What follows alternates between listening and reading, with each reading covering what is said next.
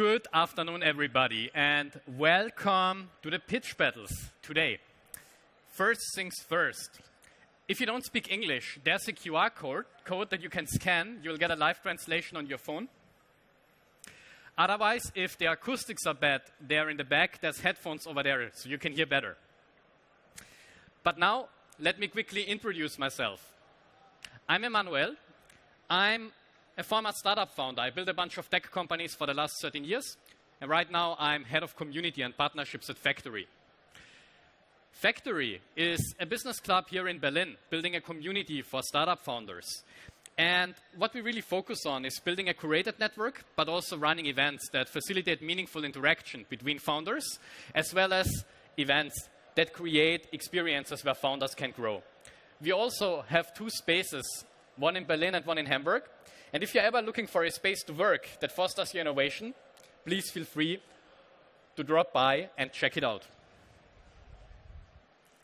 Next, I would love to introduce the jury of today's pitch battle.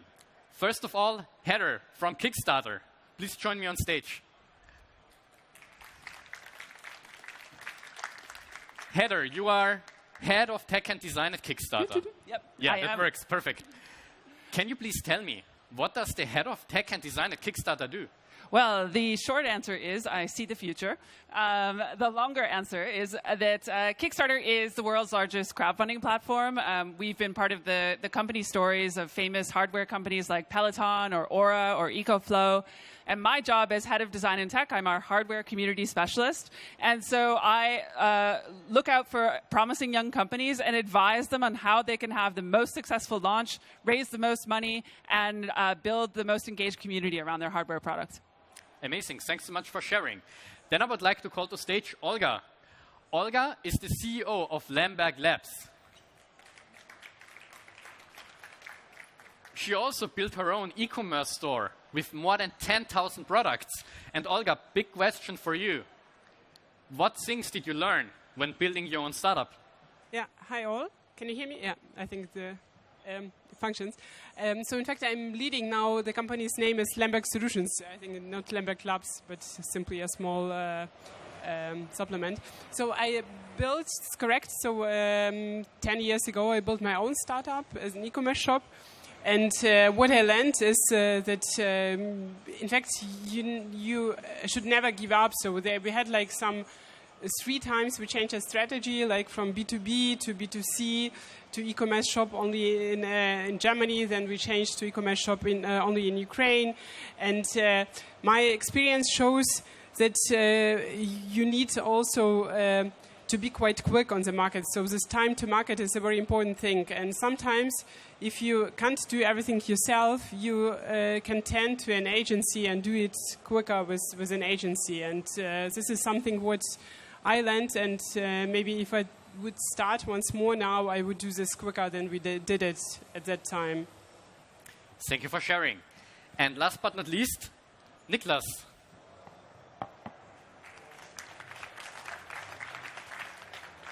Niklas is a founder, but also an angel investor. And he's currently building a stealth mode company, which I find very exciting. Niklas, could you tell us a bit about which sector your company is in?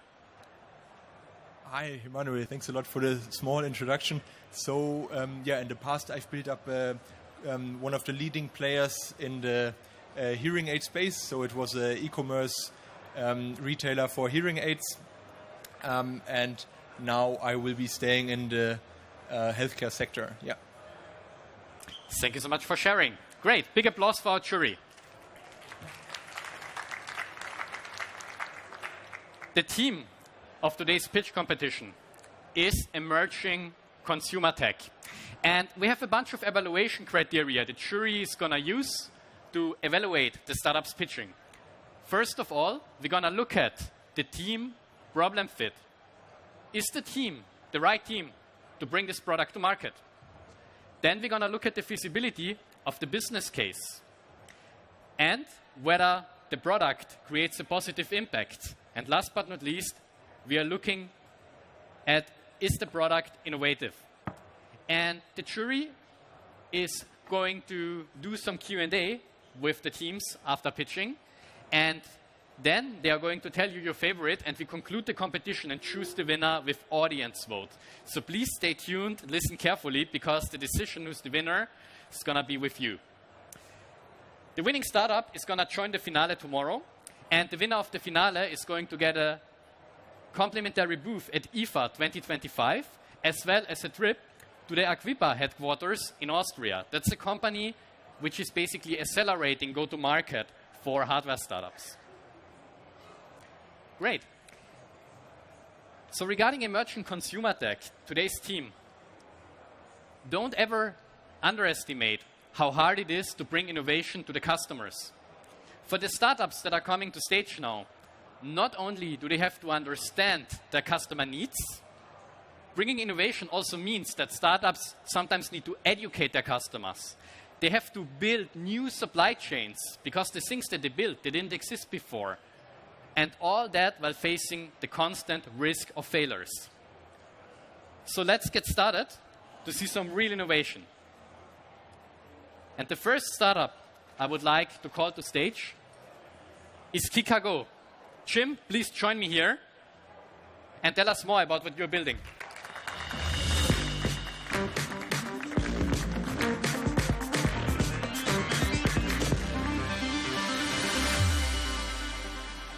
Hi. So before I start, you can scan our QR code and it will go to our Discord channel. Everything I said right now will be translated live in German as we speak. Hi, we're kikaGO. We're here to show you our translating earbuds and the future of hardware accessories. Now, quick question. How many of you have used Google Translate? So, yes. Language barriers is a stumbling block for establishing communications. Google Translate has been in the market for well over maybe a decade. So question is, why can't I just pick up the phone and call a foreigner? Or why can't I just chat someone on WhatsApp, for example? There are tons of translating hardwares on the market right now. There are a few problems. So they're all focusing on face-to-face. So right now I'm face-to-face to you. They will work. None of them is focusing on call translation, and none of them is supporting third-party applications. Even with those that support call translation, they require you to have one device on each side, which is unrealistic and very expensive. Even for Samsung's phone, they do not support third-party application at the moment that we speak. Introducing VoicePi Transbuds, the first earbud that's able to facilitate real-time two-way call translation. Furthermore, only one device is needed to establish a two-way call. Now, let's go back to the comparison chart, and then you can see what our VoicePi can do and what others can't. In comparison, we are the universal translator that we have always wanted from sci-fi movies. Now, how do we do it? Everything is possible thanks to our patented parasitic computing structure. With this structure, we're able to capture all the upward and downward audio stream and send it to the cloud for AI modifications and then back to third-party applications.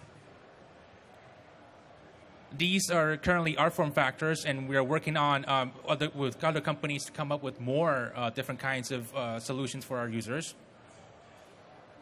Of course, translation is not our goal. At the end of the day, translation is only a third-party AI model that we tap into.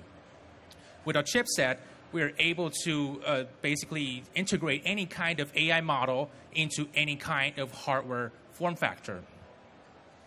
Currently, we are doing our own voice cloning algorithm, so in the future, our users will be able to transmit their interpretation, their translation, as if they are speaking that language. Also, we are also doing our own voice assistant. So in the future, our users can just talk into our device and everything, they can tap into any kind of AI ability. This is the ultimate platform for generative AI. Now, here's where we stand in the ecosystem. For third-party AI models, we're able to open the door of third-party applications to them, which is currently unavailable and probably never going to be available to them unless they do deep integration. And for hardware companies, we are basically empowering them with all kinds of AI abilities. Basically, whatever they want, we can do it in any form factor. With our chip, they can have any kind of AI abilities. We currently support all AI engines, all apps, all platforms, and all models. And our ultimate goal is to build one hardware for infinite AI abilities. Thank you.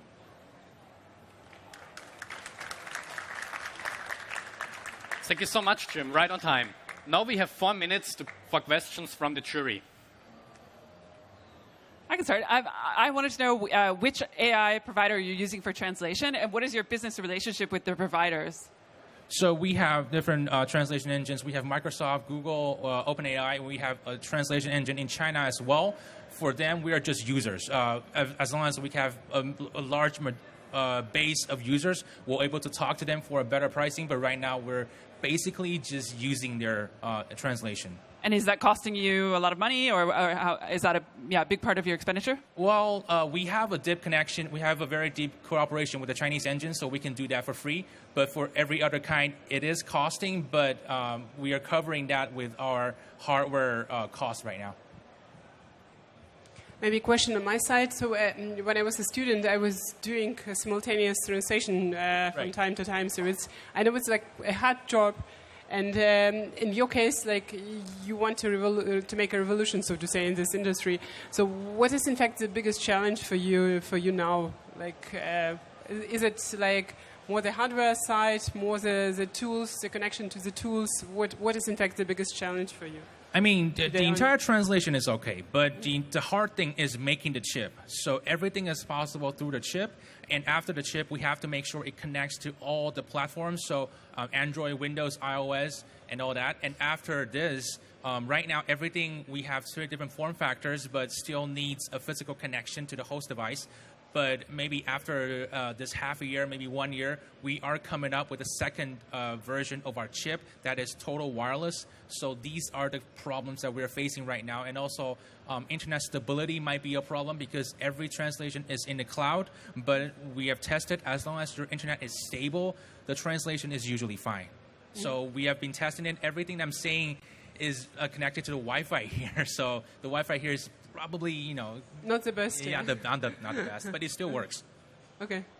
So it's in fact, I would say the proceeding speed, like the speed with which you proceed the whole translation, and the user can hear it, could be maybe a challenge. Now, what I would say is, because I study translation myself, so it's like having a real life translator next to you, interpreter next to you. They have to wait until you finish the sentence. Yeah, correct. The same goes for machine. So the difference in the speed the translation actually comes out, it's basically no different. So there are no problems with that. The problem is, so if I'm calling you right now and you can see me talking, you'll physically have to wait, and that would cause some user experience. But normally when you're calling someone, you don't see them, so there wouldn't be that problem. Okay. Okay, thank you. So, Jim, yes. Thanks for the nice pitch. Thank you. So I'm wondering regarding your defensibility strategy, since I'm coming from the hearing aid market, and I see lots of hearing aids are connected with AI nowadays, and also translation is possible also through the hearing aids. So I am curious regarding your defensibility strategy. So the entire, let's say, parasitic computing structure is a hardware and software patent. So the only thing that will work is with our chip and our customized software. And for the hearing aid, we know they're doing a lot of stuff, but right now, so far as we know, there's no one that supports third party. So basically, you have to do a very deep customization for the stuff to go into third-party applications. One of the cases that we are working on right now is working with a company that does AI models for speech reconstruction. So what they do is there are a lot of people who have a stroke. So they have like half of the face is paralyzed. They cannot speak clearly. So with their AI model, they just speak as is, go through their AI model, and will come out as the person speaking normally. So that's the company that we're actively working on right now. And the reason why they want to work with us is because their stuff only does face-to-face. And they cannot go to any third-party application. With us, we let them call someone else, their families, their friends, on any third-party application. and they can talk normally again. Thank you. Time for questions is over. Big applause for kikaGO. The next startup I would like to ask to stage is all about measuring plants with AI, which I find very exciting. Claudia, please come here and tell us more about FYTA. The stage is yours.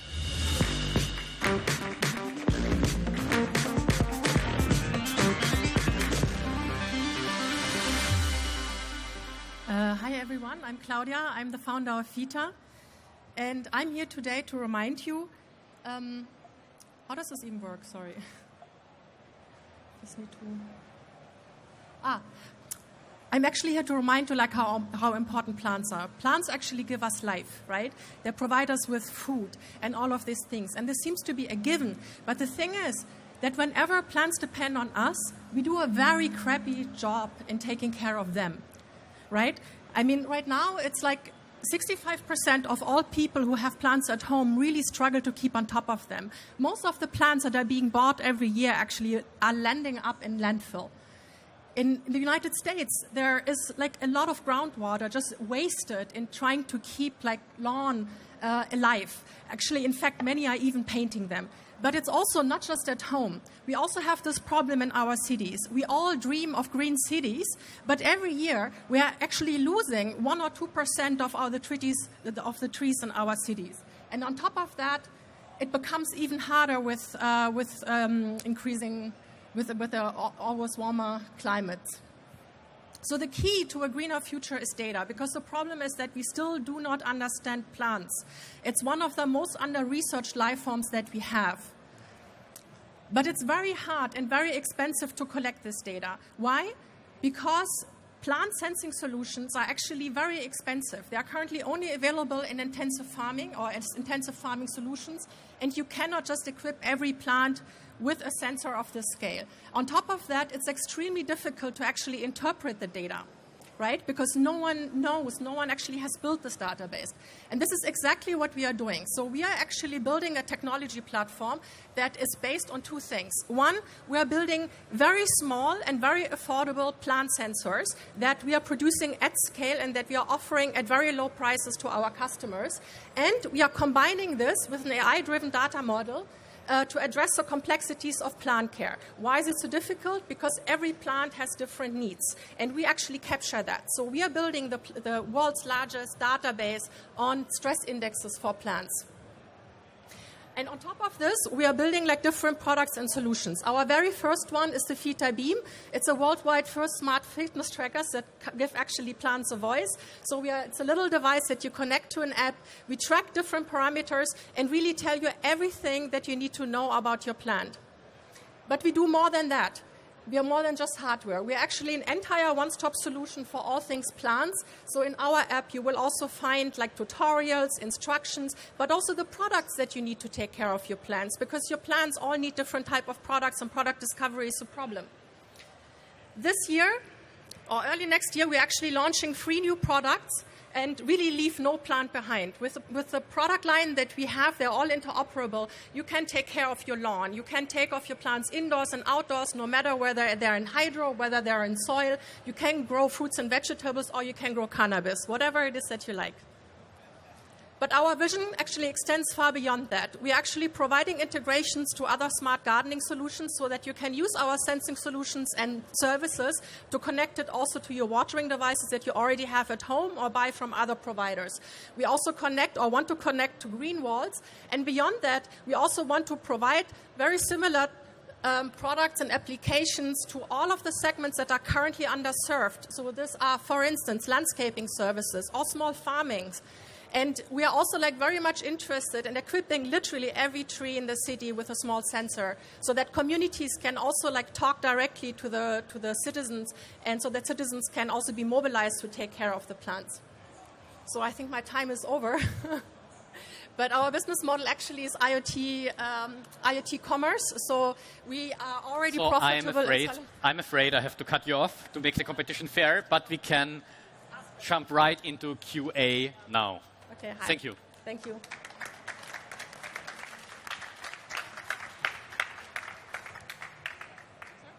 Yeah, maybe I can start. Thank you, Claudia, for your pitch. It was very interesting. And what I'm interested in, so as far as we saw, you started like as an IoT startup.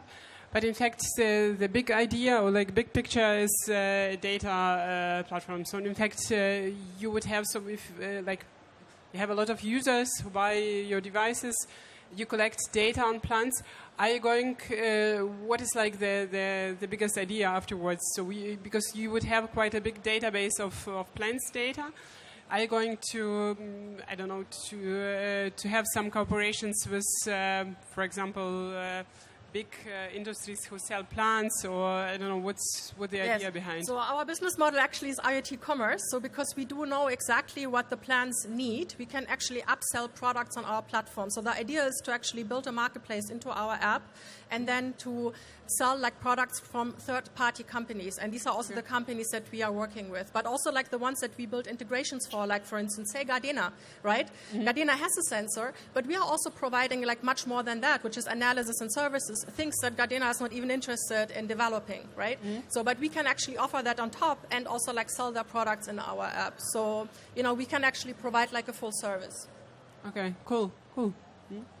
I wondered, so you guys are operating essentially a B2C right now, and but on the end, that last slide we saw, you're trying to get into small-scale farming and into public spaces. Have you pitched any of those people? What was just thinking about your team and how we've done. So they're super excited because, we are not going into intensive farming, so that's very important. So we are actually focusing on underserved segments that currently do not have any solutions. So we already have, like for instance, several universities that are buying our sensing solutions that are produced for end consumers, and they're using them for research. We have like a lot of requests from small-scale farmers, for people who have like 50 or 100 olive trees, right?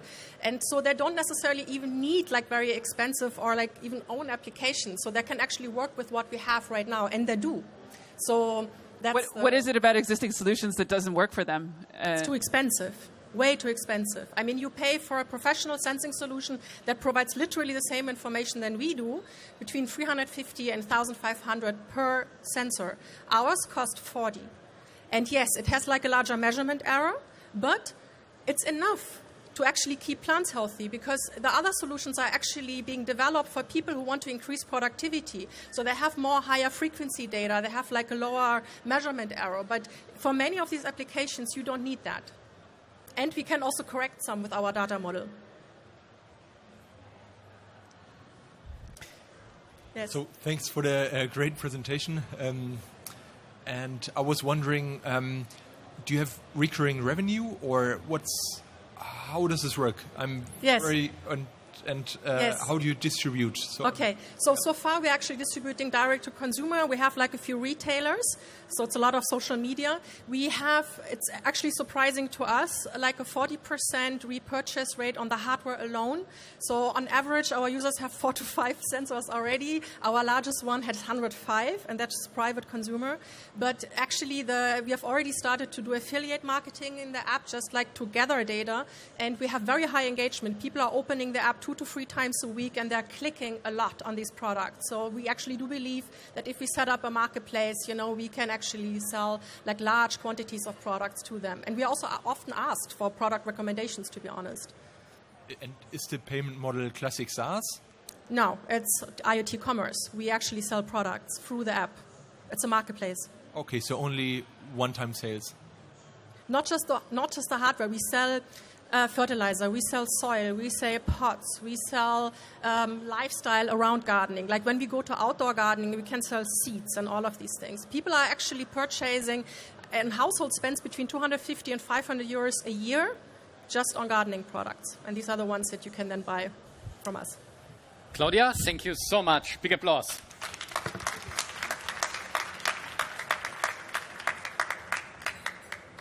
Have you ever wondered what would happen if you give your cat an Oura ring? The next startup is all about that, measuring your cat's body while they eat. Please come to stage, TheLittleCat, and show us what you're building.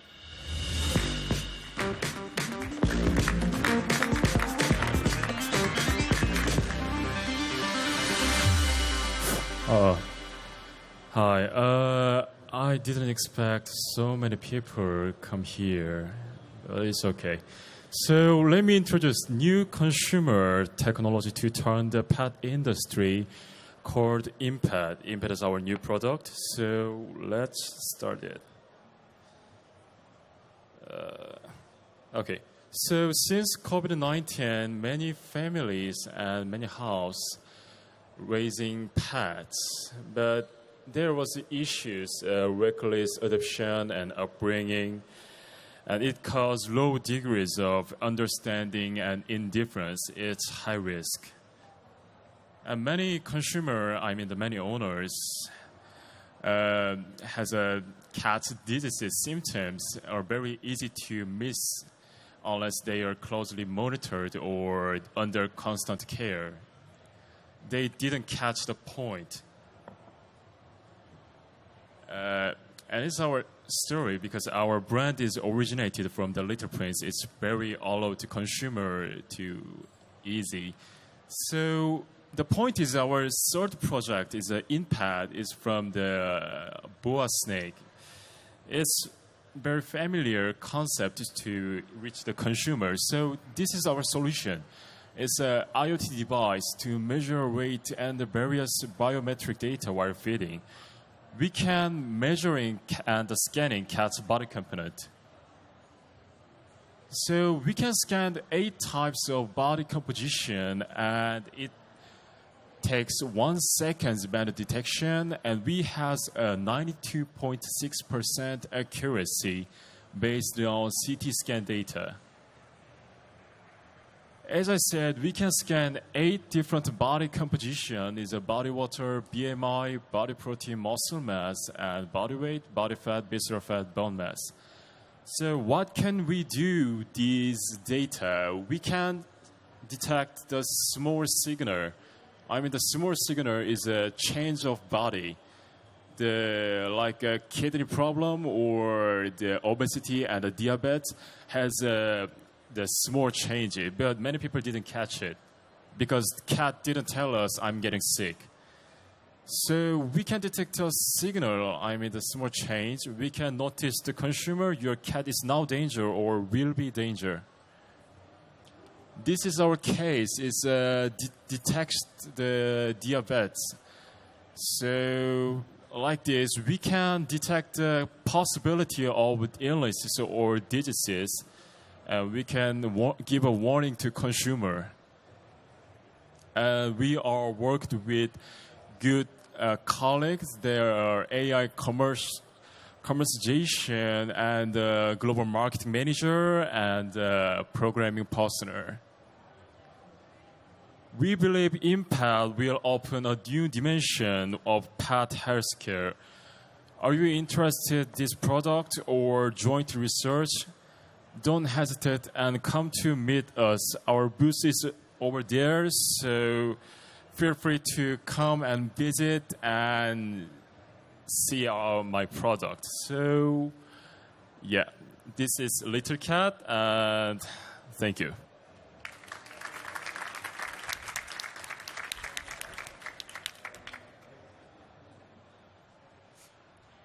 Thanks a lot for the presentation. I'm wondering, how big is your TAM, so your market actually? I'm sorry, I'm not sure, but you mean the pet industry, right? Pet industry after since COVID-19, people get lonely and stressed. They will rising pets a lot. The pet industry increased these days very fast, but I didn't remember how much it was big, but it quite a big. Maybe I would proceed. Thanks a lot for the presentation. I would like to deep dive more in your technology because we had once a project where we were measuring the weight of pigs using computer vision. In your case, you have quite a good accuracy, so it's about 90%. It's very good accuracy in your case. So, however, I haven't seen a camera there. So, how you measure this? So, what is the technological idea behind? So, how you do the measurement? Because you use afterwards, I think you build cloud of points. and you calculate like all the parameters out of this cloud of points. By how you come to that? So what is like a technological way until that? So you mean the measurement? How you do the measurement? Yeah. Yes, we use the microwave electricity. You can see. There was a sensors, in the plate. So when cats touch the sensor, the microwave electricity through the body. Microwave electricity. Okay. Yeah, that's why we can know the cat's inside the bone and the body. The muscles and the fat. Okay. Yeah. That's interesting. That's you achieve such a high accuracy with this. Yes. Thanks. I wondered, in terms of interpreting the data, is there a connection between the vet and the product? Like, who interprets the sensing? Who interprets it? Is it veterinarian or is it the user? Yeah, it's made for user. I mean, the household. It's a home appliance. So the owners get the data, and they will doing for the bets and for using the telemedicine or the pet insurance or kinds of pet industry. They can use this data in anywhere. Okay. Yeah. It might be interesting to think about the relationship between the vet and the user, so that if you're not confident to interpret the data, that the vet can help you do it. Yeah. Yes, right. But very easy to understand their status. Yeah. And I wondered also, are you selling the product now? Where are you in the market? Yeah, it's not yet. We have prepared to launch, but we don't have fine distributor or for overseas markets. So that's why we came here, IFA. So I hope find distributor at this time. But you're selling in Korea? Is that where you're domestic market? Oh, okay. It's not yet. It's the same time because we get a certificate in last month. Got it. Yeah. So. Yeah. But what I think that, in fact, maybe the best partners for you would be really this telemedicine veterinary startups who are consulting like people who have pets at home and they need these measurements very quickly. So this is like why you can for sure be very good on the market. So if you partner with them and they have like a telemedicine platform and you have your devices, this would be maybe the best fit for you. Yeah. Also, we have the app service. App service is there is like see the result. Yeah, but there are like no doctors behind, so no veterinary specialists behind. So people do it on their own, correct? They have so there is nobody consulting on in the back end. Yeah. I'm not sure. I didn't say the whole process. But I can say that the low data, I mean the 8 different body composition, it can use for data in the other, the vet and for telemedicine or the pet food or kinds of grooming or yes. Okay, thanks. Thank you so much. Okay. Thank you.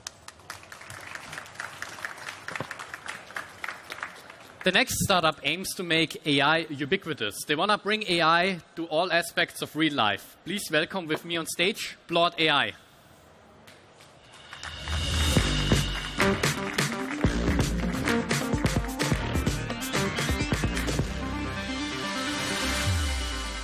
Good afternoon, ladies and gentlemen. Thank you all for coming. My name is Shea. I am the partner at PLAUD.AI. How do I pronounce your company correctly? ViXion. Thank you.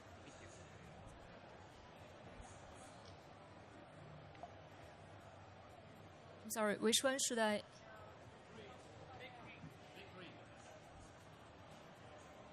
Okay, great. So our mission is to connect AI with real life. We do believe in the potential and promise of AI to liberate human beings, especially to connect the real life data. And we think the wearable devices are essential a part of to capture what we say, what we hear, and what we see in the future in order to enhance efficiency, productivity, and well-being. So our first product, PLAUD Note, it is your AI note-taking device. From the launch of last June till now, we have sold $30 million globally with over 200,000 users. The value it brings to the table is that it saves you an estimate of 260 hours every year, every user, an equivalent of $9,000 in your work income. And today, I'm going to introduce our latest product line, PLAUD Note Pin. It is your AI memory capsule. So let's watch a video first. The PLAUD Note Pin is a good idea. It's a wearable AI memory capsule that can record meetings, take notes, and capture ideas.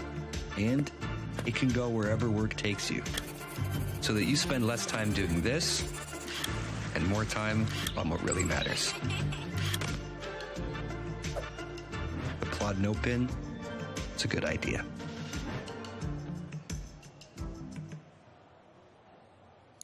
So, with PLAUD Note Pin, you can wear your AI your way. It's a necklace, like here. It's a wristband, it's a clip, and it's also a pen. It is the AI note taker for all professionals, basically everyone who rely on conversations to get the job done, including salespeople, doctors, lawyers. It is always ready, so it can record all your conversations, transcribe into text for 59 languages, and summarize a meeting note professionally for you. We're also launching the revolutionary Ask AI function. Basically, you can search and retrieve from what was said, empowered by GPT-4o and Claude 3.5 Sonnet. Beyond that, you can also share, export, integrate with other platforms to really integrate AI into your workflow. And most importantly, your privacy is our priority. So basically, we use encrypted data to work with AWS and Google Cloud to be compliant with GDPR. Now, let's reveal the price. Starting at $169, it is now under the pre-order stage. And we also offer a free advanced AI membership for everyone. So with a free plan, you get 5 hours transcription every month for free. You also get the advanced AI features like speaker labels and professional templates. And also, with just $79 a year, you get 20 hours every month for free transcription. And also, you get a custom template and Ask AI. Although it has just been launched for 1 week, it has been already advocated by the top media worldwide, like The Verge, TechCrunch, Forbes, Yahoo News, etc. So basically, we develop AI devices and AI agents to help you connect AI with real life. Our team is currently exceed 80 people, with half of them doing the R&D with 20 years experience of software and hardware development.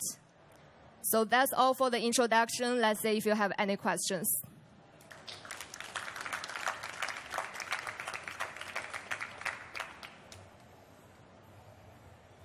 I wanted to know about your users. So you're focusing mainly on the professional services right now. You said doctors, lawyers, people who are doing note-taking. Will you continue to focus on that segment, or is it more? Are you looking for a bigger consumer market as well? Yeah, so basically now we sell mostly through the retail channels, like D2C website, Amazon, and also offline distribution. So now the users, they're actually prosumers.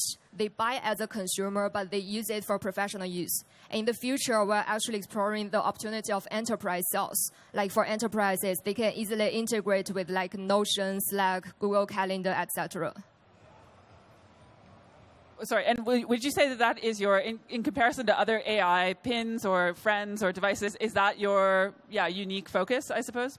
Yes. So basically, I think the media has a point on this. They say it's like this is the most practical AI gadget so far. So comparing with who bring the entertainment kind of value to consumers, we are now focusing on real boosting the work efficiency. So that's where we start. But in the future, as our mission stated, connect AI with real life. So we could also navigate the opportunities into, bring some daily ideas and, kind of a general things into the AI flow as well.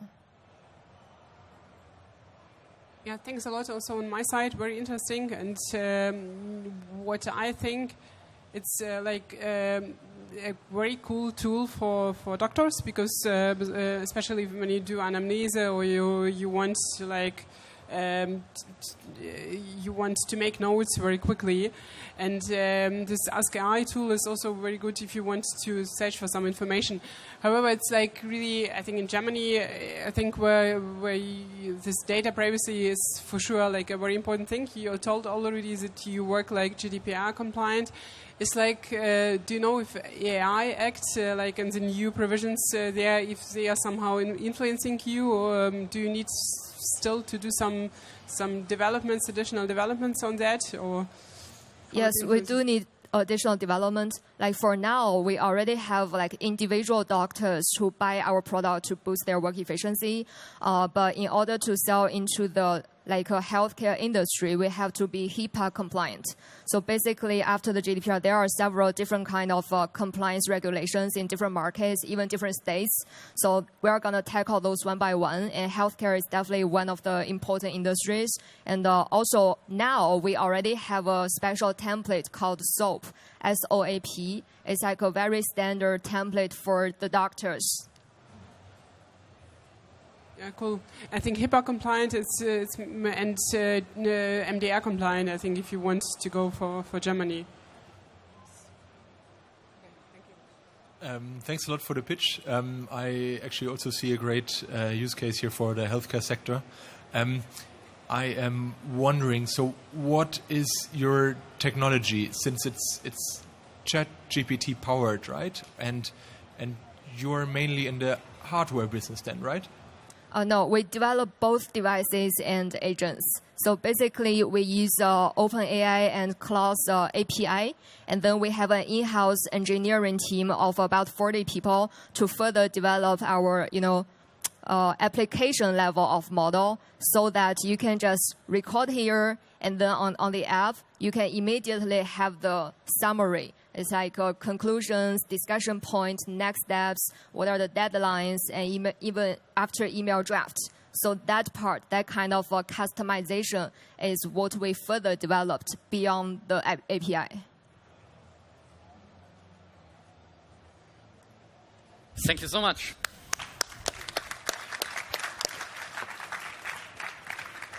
In a world where a lot of companies build AR or VR headsets, the next startup is building something that helps you see the world a bit sharper.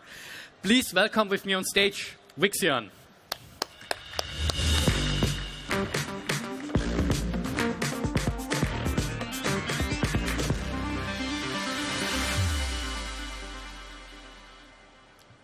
Hi everyone, we are ViXion. Before jumping into our product, let me start with some history. Glasses were invented around the year 1300. Can you believe we've seen little advancements since then? What if you didn't need to see a doctor to make glasses and could buy them off the shelf? What if you didn't need multiple pairs of glasses and could rely on one? What if you didn't need even your own glasses and could just share them? There are so many what ifs. With autofocus eyewear, now you can. ViXion 01 is the world's first autofocus eyewear that delivers clear vision to all the people, regardless of whether you have myopia, hyperopia, presbyopia, or anisometropia, or any combination of these. This is not the beta version of glasses. This is pioneering and defining an entirely new genre of autofocus eyewear. So this is how it looks. You can see as close as your fingerprint and as far as sign across the street, just like that. So the autofocus was made possible by 3 key enablers. First, calibration. This allows users to complete initial setup by themselves by simply rotating dial back and forth. No need for a doctor visit, prescription, medical expertise, or any tool. Second, algorithm. Based on the input from calibration and then the distance sensor, it automatically calculates the optimized and personalized focus for each individual. Third, special variable lenses. Unlike traditional fixed lenses, these variable lenses continually change the shape and the thickness again and again, real time. So what's good about it? Take this person, for example. a skilled craftsman in Kyoto, Japan. He was on the verge of retiring just because of his poor eyesight. His deteriorating eyesight made it nearly impossible to continue carving wooden Buddha images. But with ViXion 01, he was surprised to see fine details of the wood surfaces more clearly than ever before. So second, when focusing on nearby objects, our ciliary muscles work hard to adapt lenses, putting pressures on the eyes. Over time, this could cause eyeballs to elongate from a round shape to an ellipse, increasing the risk of myopia. ViXion 01 acts as a form of body augmentation, allowing users to outsource the focusing task to the device instead of my eye. So 01 thereby may prevent the progression of myopia. So why we do this?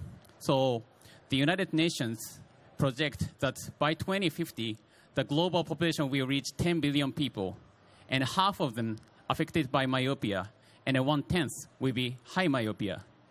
Myopia is often seen as a gateway to other serious eye diseases, and high myopia is an extreme form of the condition which could lead to blindness. So imagine no longer being able to see your loved ones. In a family of 10, one person is likely to go blind. That could be you, or your child, or your grandchild. How scary is that? So in this digital heavy world, clear vision is something that we can no longer take for granted. So ViXion is committed to ensuring that everyone has access to clear vision, including the next generation. So thank you.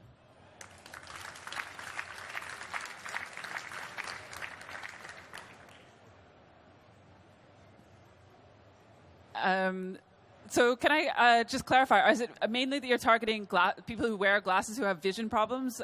Is that the main target? Correct. Yes. And have you hit up against any regulatory kind of challenges, and how do you address them? Definitely. Thank you for the question. So in Japan, we sell it as a non-medical device upon consultation with Japanese government and then delegated Tokyo government. But each regulatory authority say different things. US FDA, EU, and so on. So we have to talk one by one, including the regulatory authority itself and then local consultants. So what is your plan then in terms of rolling out? Are you you're focusing on the Japanese market now, but then maybe you're going to look at one or two more markets, and are you going to try and bypass the regulation through taking a non-medical route, or are you going to dive into making it regulated? There's a diverse approach. And first, we don't bypass anything. We put priority on compliance with local regulation, so we don't bypass anything. And then we are trying to take a path to penetrate into, a few countries have lower regulation, and then there are some changes in some other countries too. So we pay close attention to each regulatory update, and then penetrate into easy market first, and then expand it more. Our advantage is that we are solving universal problem. It doesn't matter race, gender, or any sort, or ages. So eye problem is universal. So we would like to penetrate into not only Japan, but also as much countries as possible. Thanks a lot for your presentation. And my question would be, so if you wear the glasses and you have a myopia, what is in fact the time you need to wear them, on the daytime to be effective? So how do people It totally depends. So let's say some kids may wear it for a few hours while they play video games. Okay. So for example, the Kyoto man that I showed, he wears it for 4 or 5 hours while he works.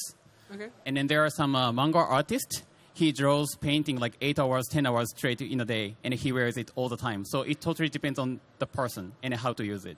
Correct, but if you go for a medical product, I think this is something you would need to specify. So I mean, you wouldn't. There is a disease, and you have this device could be a medical product for that, and you should wear it this time at the day in order to have a result, to have to cure the disease, because otherwise. Thank you for the great question. Thank you for the great question. Currently, we are collaborative studies with multiple medical universities are ongoing to explore the benefit of it. So let's say, with one example, one university, we are trying to defocus it. So let's say this is the autofocus eyewear, but we are trying to leverage that function to defocus it so that people can train their eye muscle. So in that sort of case, it may be more effective in a short period of time. Okay, thank you. Thank you.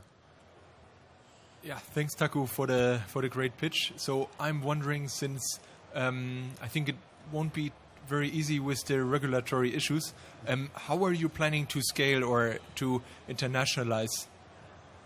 So there are, let's say, 3 passes. One, expand the sales channel. So currently we are selling to customers only, but we are penetrating into B2B channel, like let's say factory workers. They are skilled, but aging factory workers. They may be using it. And also government. Let's say we can leave this one device to our each local community. In the case for disaster, in the shelter, if there's one device, one glasses cannot be shared, but this device can be shared by thousands of people. So that's one thing. And then second, data solution. In the next version, we will be putting more and more sensors, including gyro. So let's say if kids are using it and then leaning down, it may be bad for their eyes. In that case, maybe we can make an alert sound, beep, beep, beep, if they're using it in the wrong position. So data solution may be another area we are exploring. And then regarding your point, regulatory thing, there are countries which have much lower regulations, including the cases of Central and South America. They have very low regulations around medical devices. They have, for example, Chile, they have only 5 specific medical devices, like a rubber band or needles and so on. And then there's no regulation for glasses or spectacle lenses. So we find such market and penetrate there and expand it more. Thank you so much. Time is over.